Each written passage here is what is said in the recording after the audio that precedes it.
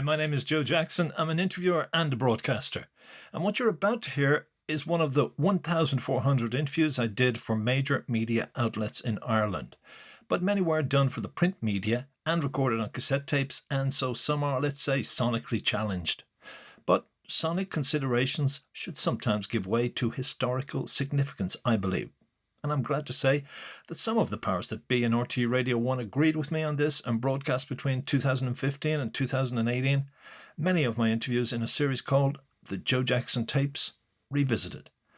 What follows is a show I was going to include in that series, but finally, and I stress here personally, and under no pressure from RTE, who didn't even know the tape existed, I decided that its subject, Dermot Morgan, was so critical of the organisation that the tape could never be broadcast, or that it would have to be censored to such a degree that it would become a travesty of the original interview, and maybe even a travesty of the memory of Dermot Morgan.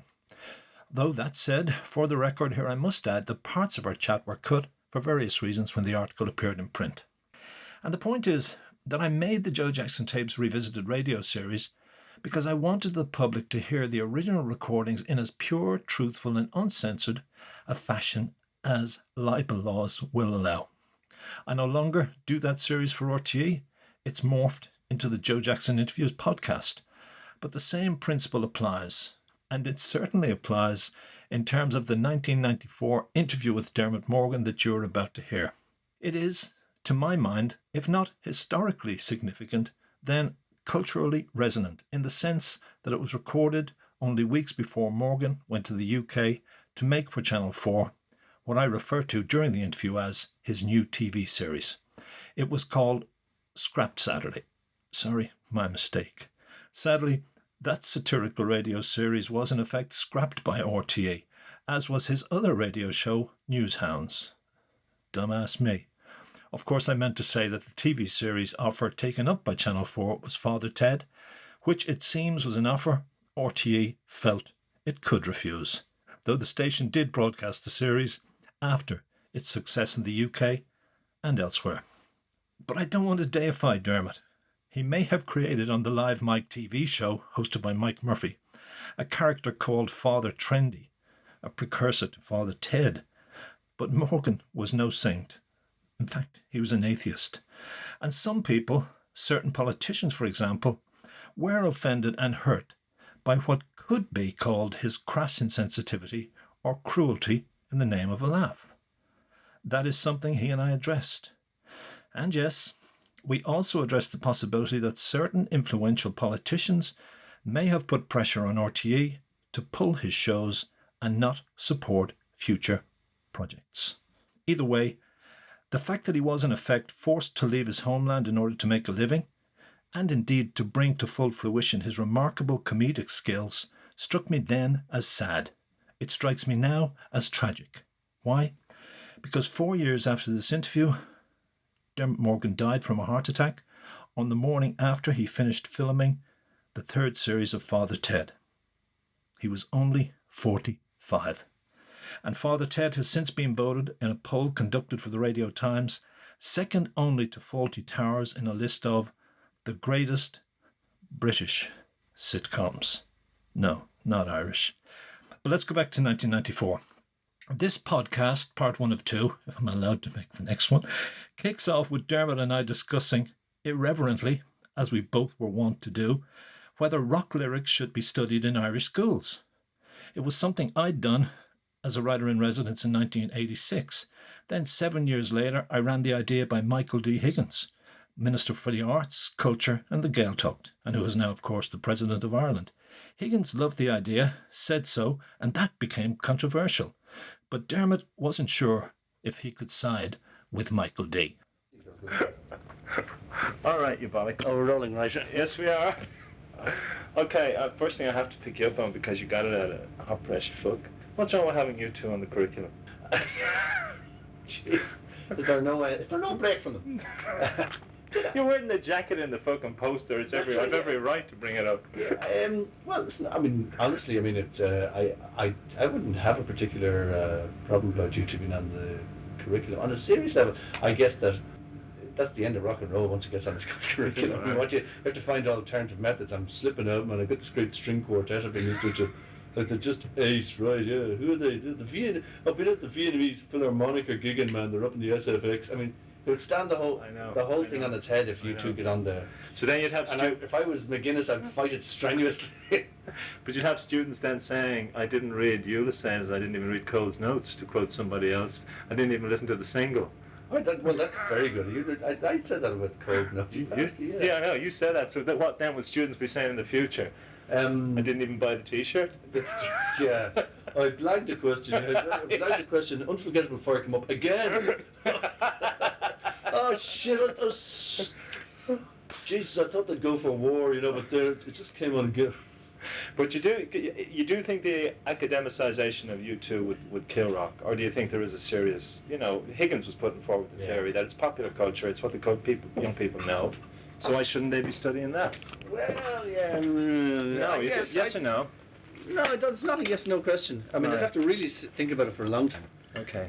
But if I think of rock on the curriculum, became studied. I think there's the two-edged thing. There's absolutely no valid reason why it shouldn't be, but on another level, I think it really would be bad news for us. If it was completely subsumed into sort of this kind of middle class and in often cases middle-aged culture, which kind of sits on Irish life.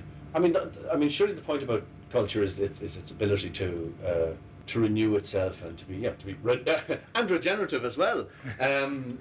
So if it got onto the leaving certain stuff in a way that might not be a good thing. I mean, you might say, well, they didn't kill off Yeats. Well, where is he now? No, because if you look at American colleges, I mean, you can go to the University of Memphis and you'll get your Elvisology year or something of that nature. You know what I mean? And at other schools, they'll study film, which originally was a kind of working man's art. You know what I mean? So there's that. I can see it happening. It should be a bit. For some reason, I mean, when you say to me, films should be studied because it's something that, and indeed other electronic media, if you will, should be studied because it's most people. People can work out what it's about. Some people don't, and really to bring a critical faculty to bear on the media is very important. But I think it's self-understood with something like rock that it's sort of low poetry or something like that. Well, I saw the argument this week given in the paper, the Roddy Doyle to take the place of Shakespeare debate that's going on in the Irish Times. See that? Because some teachers said the only way we really get young people to relate to literature is bring them in at the level they understand. So let's shaft Shakespeare and bring in Doyle. Well, the compromise is to split the difference and hybridize them, so that you could have Hamlet saying, "To be or not to be, that's all my bollocks." That's all a lot of bollocks. You get Roddy to write every second line of Shakespeare. Might run along the lines of, let me see, how weary, pale, flat and unprofitable seem to me the uses of this word. Shows you're cute, that. So hybridization is what we're seeking here. Roddy to write every second line, do it in stereo. All right, you were very cruel to Labour TDs on this video. Stories. Remember these kind of with their heads in a big swill and arses in the air. Some higher than others. What were you trying to get at there, Darren? Or who were you trying? Well, it was see, the old PC thing I think can be abused, All right. And it's definitely. I mean, I know what you may be thinking. This is homophobic, but I don't think so. It was definitely. It was a line, as you well know. It was it was a line which was about untoward events in the Phoenix Park. A suggestion of at least bisexuality, which as they say, I have no problem with any more than I have any problem with heterosexuality or outright homosexuality. Right. So, but I think it would be kind of, Lenny Henry now refers to alternative comedy as that bollocks, and I think you should slag everybody. I mean, I think in this show, I've had a crack at travelling people, not a crack at them, but being irreverent towards them. I've slagged them like I have slagged the great and good, and I just don't want to get dogmatic about it and say, well, I should only, satire traditionally only takes on the great and good, or the good and the great, whichever way you want it, and those who are in power. Of course, that's where the bias of the attack should hence your Labour in general, not just on arse in the air. Sure. But nonetheless, you should have a swipe at everybody along the way. I mean, that's me. I mean, I think it would be patronising not to have. This is a great cop-out line, isn't it? Patronising not to have a go at whoever. It'd be discriminatory against gay people not to include them and their predilections as much as heterosexual. Sure. But I like to say that with a very clean pair of hands. I mean, and genuinely. In that you haven't handled a gay person. Well, of course, if you're going to be like that. I've never done agency work, so I wouldn't know. Well, when you were cruising in the Phoenix Park, did you make a lot of money? I know you went through some hard times. That's right, yeah. I was dressed as the Pope and I did bloody well. There's a couple of fetishists up there, you know. Go on, do the bit on your knees where you say, I love you. Yeah. It's not. Is it? I did see one critical comment. Yeah. Which was in relation to the second show of Newshounds. Yeah. About Michael D. Higgins, and it was deemed that this might not be seen to be funny by certain people, or that it wasn't fucking funny. Well, we really never know. But I'll give you a hint, right? Yeah. The camera crews were laughing, right?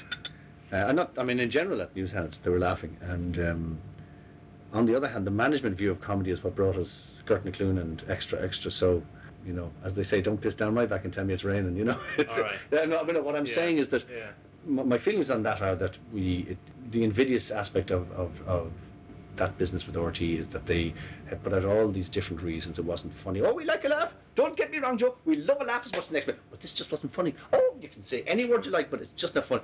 And my reading of it is, and I mean, I'm sure it helped me to work up the vitriol for the present government, is that their arrival, their incumbency,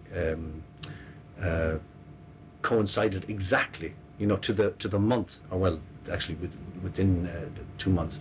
They were in, I think they finally put the government together in January. Was it January of 93? Yeah. Well, then it was to the month, to almost to the week that they were in, and suddenly Newshounds was off and Scrap Saturday was off, right? Now, are you telling me that Scrap Saturday had been off? Oh, it was due. There were talks to bring it back. They were right in the middle of discussing it, and the big lie that RTE put out, which is needs to be nailed, is that it was over money. That I know, because people have asked. I've heard this. Yeah, you were being greedy. Greedy. Yeah. And that's really asking for too much. You and Jerry were asking too much. And I mean, I can. I mean, you know, if you adduce this on a logical basis, the evidence would suggest that we wouldn't be stupid enough to lose, if you like, our loss leader or our marginal profit leader. Right. Which for the company. Yeah, well, for the company, and also for the careers involved and everything. I mean, I'm not going to give you the Q Worldwide International Headquarters strategic policy for the globe. How much we asked for? A 20% increase. But all right. What were you on? I'm not prepared to say, because I just can't. Anyhow. Okay, so you want a 20% increase. 20% increase, but please understand this. It never got to negotiating money. All right then. And the way in which Scrap was pulled. First of all, RTE at that time said to us, "Look, we'd like to bring back Scrap," and they showed us the slots they had for it.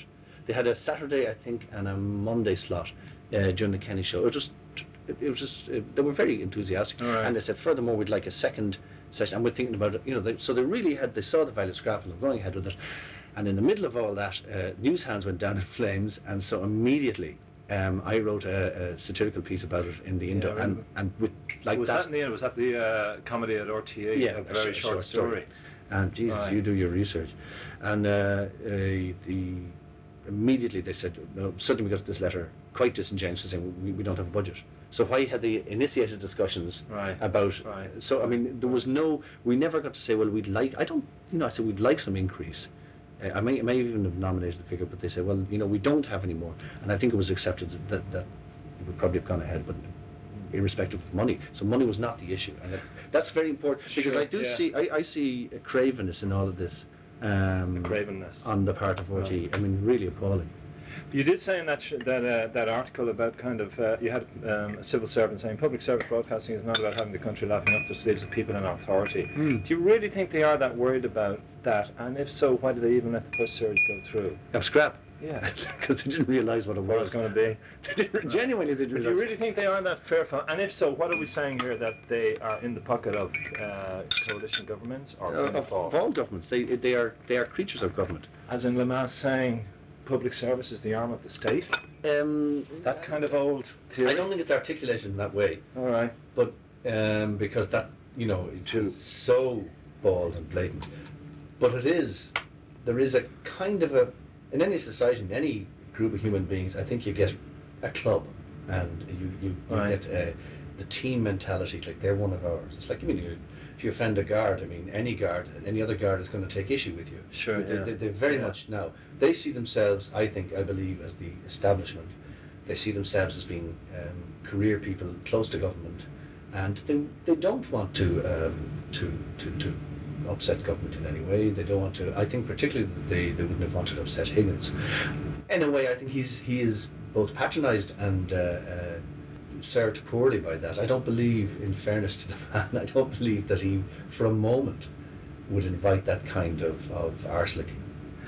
I really don't. I mean, I must say that in fairness to him. Have you got anything against Michael using that particular sketch in the second show? But it's not you haven't got a personal vendetta against Michael D. Higgins, have you? Out of any of this? No, in no Right. respect, no more than any minister in that particular position. In fact, I might add that I have made submissions to him about his broadcasting green paper, and I can only say that he was both courteous and gave me a meeting, which I remember writing to Morgan Quinn, his predecessor, and I got one of those standard rubber stamps. Right. We cannot entertain, submissions from individuals. Whereas Higgins was both open, and he went out of his way to say that he was not. I wasn't asking him in any sense about the scrap circle, but he volunteered at the start of the first time we met in person. He said, "I'd like you to know, I hope you don't think we had anything to do with that," and I believe him. This is About scrap circle being pulled. The second chapter. Yeah. So what exactly then do you think happened? Well, Who do you I- think? I- Who do you think pulled the plug? Is it? You could pick between and that clique at that management level, because always set our centres on the people in power. I mean, Yeah. what was the great line that Haughey came up with about John Bruton? He was the Admiral Stockdale of Irish politics. Yeah. As in, everybody, some people said, "Who's Admiral Stockdale?" Which is precisely the point. Sure. He was Yeah. actually, Yeah. what's his name, was Yeah. running mate. No, it's funny because in tomorrow's issue of Hot Press I have an interview with John Gormley, and he's talking again about, he quotes Noam Chomsky about this self-perpetuating class, an establishment, a ruling class, and he says precisely the same thing about how the Greens were kept off the air in RTE during the election. Patricia McKenna didn't get any space. But he also includes the Irish Times. So it's not Yes, like I the agree with arm you. of the state, but it's ruling by consensus. This consensual kind of... It's cosy and it's self-perpetuating, yeah, very much so. And it's these people view themselves to be serious people, weighty people. And what I think is wrong is that if a culture can't invigorate itself, then it's kind of, in some sense, it's moribund is probably too heavyweight, but it's in trouble. It's like, these guys, these business gurus say, "Hey, any company that's comfortable with its position is going nowhere." Okay, that's profit, or whatever the angle is, the business criteria. But for the various criteria that you apply to a healthy culture, I think the Irish cultural life is very staid. It doesn't seem to. It's not embracing. It's not a broad church. Sure. And what do you think this would have to do with And it is not sophistry and a kind of a Gambine Mark II version. Right. How much do you think this would have to do with the new ethos in politics that Albert has brought in? Open government. Yeah. Well, as they called it. Yeah. Albert, let the light in. The old one. Albert he approaches every problem with an open mouth. No, how much do you think that would be? Because even we have people saying you daren't say anything against Albert, or a libel slap in your magazine or paper. But what would you define as the ethos of this government? Well, even in broad strokes. Yeah, I don't know that they have an ethos. The Albert Reynolds ethos, I think it's the 100 seats. Let's get into it. There was somebody quoted a senior Labour minister as saying, what was it? No, it's a Labour junior minister, in fact, as to what about somebody came and said, well, such and such a problem has been fixed in the constituency. What are you going to say? Well, we have 15,000 first presidents. Fuck off. And that's the kind of arrogance that the kind of the drug that the power hit is. Right. And if it's not checked by good parliamentary opposition or just by rude and healthy public comment and vulgar abuse in many cases. Sure. Yeah. I think it's unhealthy. But do you think Albert Reynolds could have made a phone call to a friend in RTA and said, "This is the kind of stuff we don't want. We saw what he did to Haughey. We don't want him gone down any of these lines in relation to us"? Or would it be that As blatant as yeah, that? I yeah. tend to favour the the theory that it was probably the self-censoring. All right. I really do. I mean, Yeah. I would be reluctant Yeah. to go for this conspiracy Okay, thing. yeah, I know that yeah. Albert was very much into the show. Now, whether Right. he did a check and said, well, listen, what they were saying about Flynn, and maybe if they ever start having a serious go at me, I don't want this. But I doubt. I'd be more for the sort All of right. the nervy civil sector. Yeah, Jesus, no. Yeah. But I mean. So it wouldn't be that. I think it's more the Knights of Columbanus got together and said, no, we'll sort these fellas out. They're just trouble. It's interesting to contrast that with the British public life, which is a broader church. Now you may say that that's it's cynical in its way, that it embraces the dissidents so that it can assimilate them really and to take them in out of the margins. Yeah. But I think there's what worries me and particularly concerns me about, especially with the television, is that in Ireland the most important cultural medium. Remember, I mean, how many people knock around art galleries? Okay, significantly more go to record shops and CD players, but how many? The television is the most significant medium, and for it to be that it's the choice of what we see in domestic television, for it to be the function and the product of a very small handful of people, is inherently wrong. Remember, Slobodan Milosevic has a free press in Serbia. Well, he has got those. He has the TV monopoly. Yeah. We're now, as far as I understand it, the last terrestrial monopoly. We're actually the last monopoly in Europe as of TV. The Austrians lost their monopoly, government monopoly, through probably enough human rights action. Right. So everywhere there's a starting to do that like Albert now. Oh, so what I'm saying to you, George.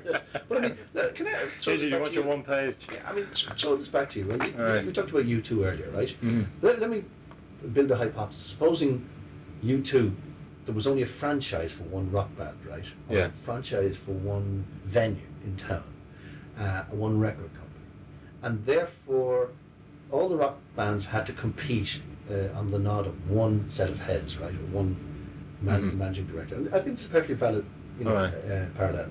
And so he says, no, I don't like this, or so where else do they go? Within Ireland. And of course it's a nonsense, any more than if I said to you there should be only one. If I put forward the idea there should be only one press with one editor, one publisher of novels, one publisher of poetry, people go bananas. It's about our fundamental freedom. But what has happened in Ireland is that they have assumed the status quo to be the right thing.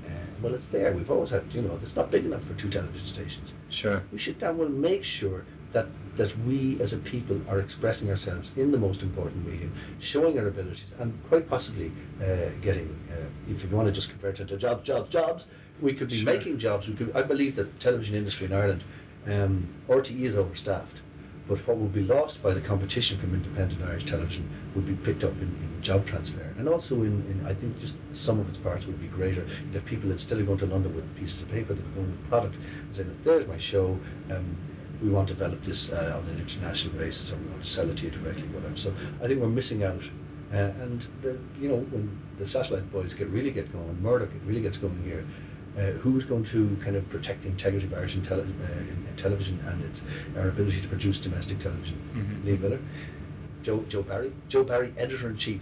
Put that phrase in your head, Joe Barry, editor-in-chief. And that's frightening thought. Have you screwed up your working relationship with RTE by taking a stand on the side of TV3 and things like that, and arguing for independent television? I mean, I'm throughout the years. Yeah, you mean, yes. I mean, I wouldn't be loved for it, and I think, I mean, what's the implication of that question? That one should say nothing, keep quiet, keep the head down, and maybe you might get on with Cynthia and what's her name? Claire. What? Claire McKeown. Or you might get on, and the only real way to, I mean, apart from, I couldn't do it. My father was the same. He wasn't, he didn't get on the civil service. He was blatant, open dissident, and he was an HEO, which they could win at now. When he died, he was 54. He was an HEO, and I think he just, he didn't know how to keep the head down, saying nothing, but you have, don't you still? I may have been wrong, but watching you on the Late Late Show, 5 weeks ago, I did feel that you were restrained. That even with Gay, maybe because Gay is a friend, or he's said to you before the show, Dermot, will you keep a fucking lid on it in certain areas? Don't you have to play it to a degree? I don't think so. No. No, do you? You don't feel? Well, I mean, can I tell you something off the record? But then you have to answer that question which I did ask you without fully kind of for people who would have felt that you were kind of putting a cap on your excesses. You didn't sing a bollocks song, right? This time around. I didn't. When I say I didn't sing a bollocks song or didn't have a bollocks song to sing, I just I won't willy-nilly and for the sake of I must have something with a rude word in it. I mean, if there's something that strikes me that needs to be revved up, I'll go for it. I mean, that was revving it up as much as I wanted or needed to do at that time.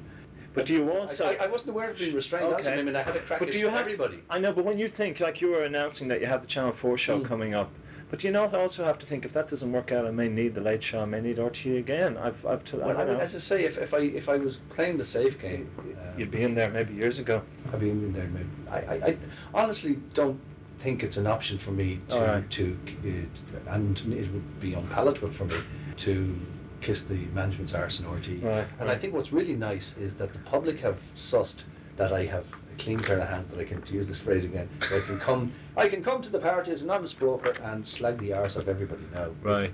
Yeah. If I was pulling my punches and then I'm just out of business. You're either all of that. You're either prepared to go and be that person and that type of critic and that type of satirist, or you give it up. But you cannot, you can't go halfway.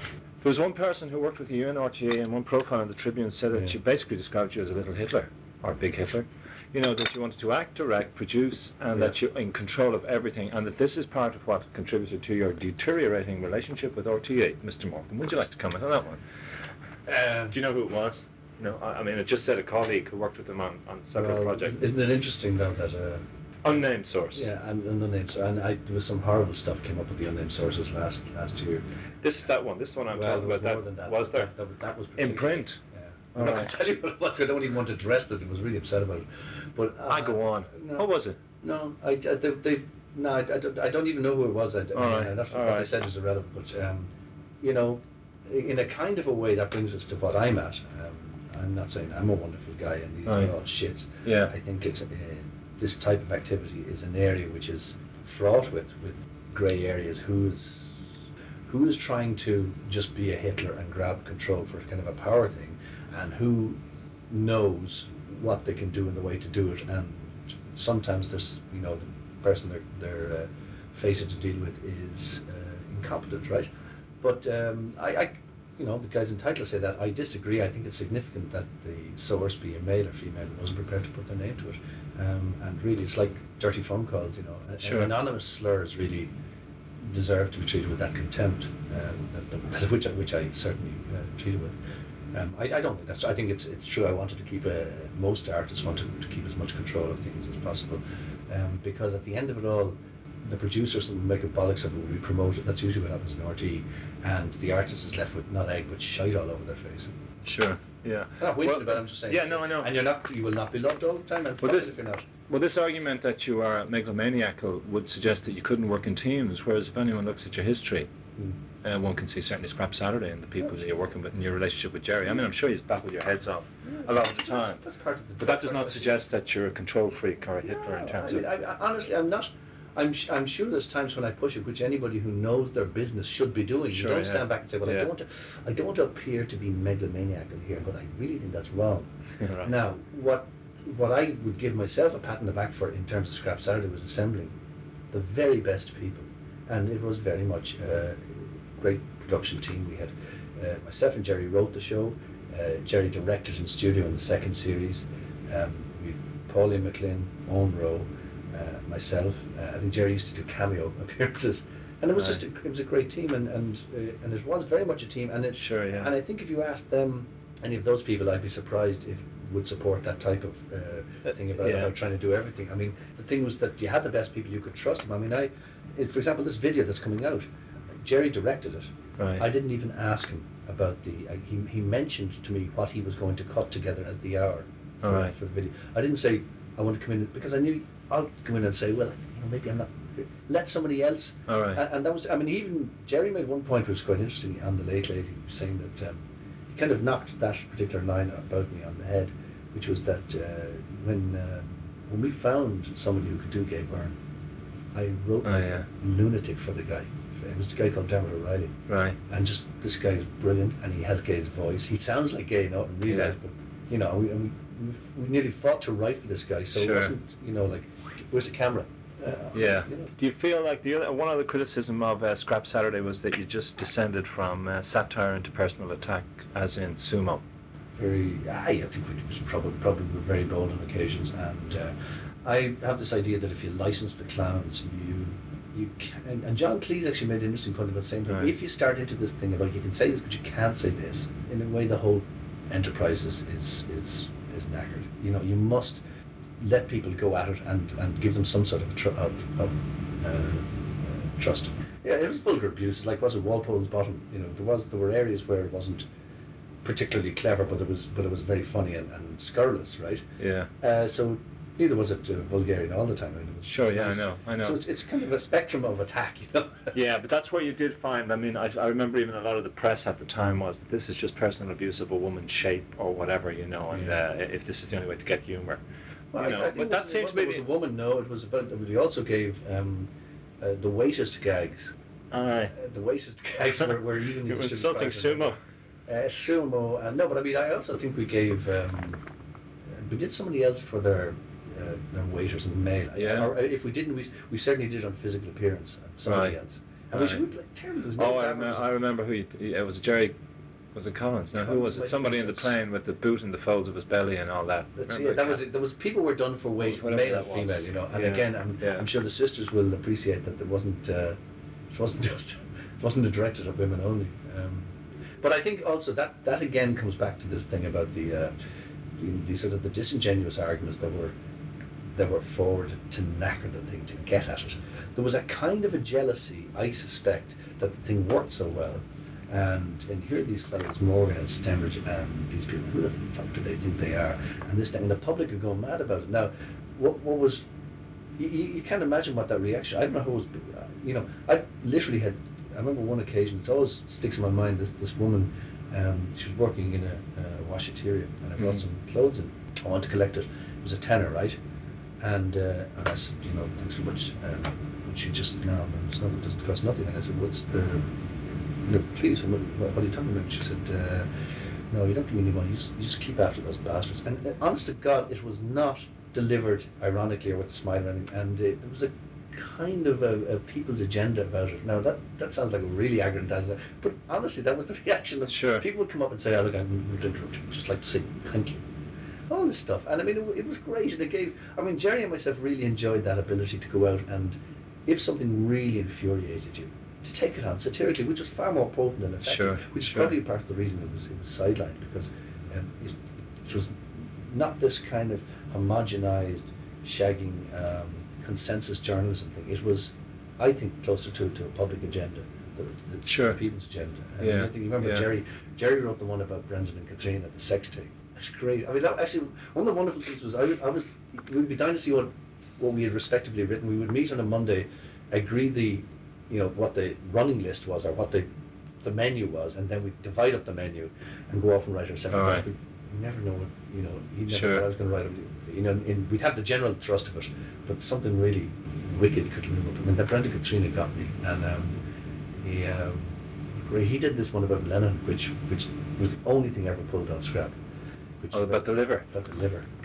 Yeah. I mean, that really creased me. And then for that, he would come in and he came in and he saw me. I had the Dunphy on philosophy, where Dunphy had gone into this huge philosophical rant about Stan Bowles. I remember Stan Bowles came up to Gilesy at Loftus Road and asked him what is the categorical imperative? Who wrote the categorical imperative? And Gilesy said Kant, and Stan said, "Don't you call me Kant?" And none of them. And I remember Jerry getting off on it. I mean, but do you think there were any of these people, any of the politicians? Because even when we ran the last interview, like I know Liam or Niall or whoever phoned up. Maybe Flynn didn't comment, Noonan did. Yeah. But they all publicly said, no, sure, it's all in good taste, it's a bit of fun and all that. Do you really feel that some of them got a private agenda where they really wanted you shut up? Or did they all take it in the humour and a necessary element of kind of slapping their wrists? It should be done. In a way, it's a moot point, because we will never know. I mean, we can speculate the answer, but I'd throw it back to you. There are two aspects about my reaction to the demise of Scrap. One is that Oh well, he would say that, wouldn't he? You know, he would rant about it because it was something he was enjoying, and his colleagues, Jerry and Owen and Pauline, and that it's vested interest, and you know that's true. Yes, I mean it results of the bread in the mouth. It was living, but leave that aside. It was also vocation. The fact of the matter is that I think it is extremely wrong that that show was taken, and no attempt to put something in its place, but. Really? Doing an extra. Why I would like to know is why is this? Why were we swimming in this sea of and, the Germans had that great thing, Nacht und Nebel, you know. Nacht baby. We're back to that again. Well, when the Nazis wanted to lift somebody, right. this policy became known as Nacht und Nebel, night and fog. People just went, they disappeared. So I mean, I would say, why don't, if the press thought it was important, and maybe the press don't think it's important, why ask Dermot Morgan, who didn't make the decision? Why not ask Joe Barry, editor-in-chief? Why not ask Kevin Healy? I mean, it's so fucking wrong. This is all the kind of fear and go be the wall shit that we put up with in Irish life. It's so ingrained in us. I don't think for a moment journalists remotely feel they're ducking the issue. It's just it's not. Ah, well, that happens, doesn't it? Why not ask them why it was Shafter, why those other two were put on instead of? Yeah, well, that's another question. But I mean, people should. I mean, and they should demand an answer. You are getting 60 plus million in license subscription. You're getting the same again in advertiser backing. You've got the cross promotion between. I'm doing it, Albert again. Cross promotion between RT Guide. You can push your TV products on your radio and vice versa. You get sponsorship in. They have all this stuff. Sure. It's huge, and they have the only football on the street, and they have no sense of noblesse oblige with it. They have no sense of we must be a broad church because we have so much control in this important media vested in us. And really, they should be made to respond in detail and not to have the rumours. I think it was Mary Root was told by a senior RT producer exactly that line. Read. Right. Lies. Fucking lies. Same way as the one Jerry nailed was either here was we didn't deliver in time. Oh, we fucking delivered in time, and we never got the one libel right. And I think I think it's easier for me to talk about it now with the Channel 4 prospects looking good and going off there, because it means we'll say, well, he's not just whining about it. I mean, I really, it's a bone I don't intend to let go. And I have lobbied the minister, and I have lobbied one of the opposition leaders, and I intend to lobby each and every one of them. Because it's enough for good men to say nothing, and really what we have to do is get this thing sorted out. Okay, let's leave it there. At the end of that sentence, Dermot actually said what we have to get right is broadcasting, but let's leave it until the next podcast to hear the rest. By the way, 75% of what you heard has never been in the public domain, and that reminds me, I must phone Channel 4 and ask if they'll give me a gig. I may have to after that podcast is heard by certain powers that be, vengeful at times. Speaking of which, you may have noticed that I faded parts of the tape because even Dermot warned me in 1994 they might be, he said, dicey on legal grounds. Either way, thank you for listening. If you want to read the full 1994 transcript uncut, check out joejacksoninterviewer.com.